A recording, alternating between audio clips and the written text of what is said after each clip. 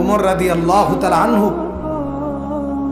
মরুভূমিতে গেছেন সফরে, এক তৃষ্ণা, পানির তৃষ্ণা পাইছে, ওনার কাছে পানি ছিল না। এক রাখাল যুবককে বলছেন সালাম দিয়ে, যুবক আমাকে একটু দুধওয়ালা বকরি থেকে দুধ পান করাও, আমার ভীষণ তৃষ্ণা। রাখাল যুবক বলতেছে এই বকরি আমার না, আমার মনিবের আমানত, আমি তো আমার মনিবের অনুমতি ছাড়া আপনাকে দুধ পান করাইতে পারি না।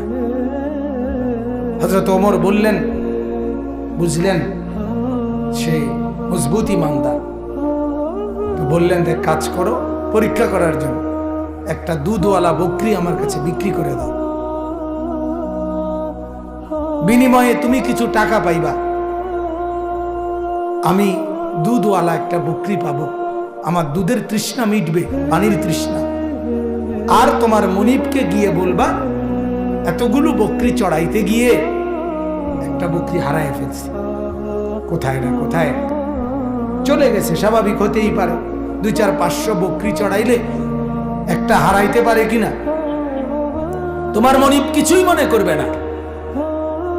ওই যুবক সাথে সাথে বলছে ইয়া হাযা ফাআইনা আল্লাহ, ফাআইনা আল্লাহ, এই বেটা তাইলে আল্লাহ কোথায়, আল্লাহ কোথায়?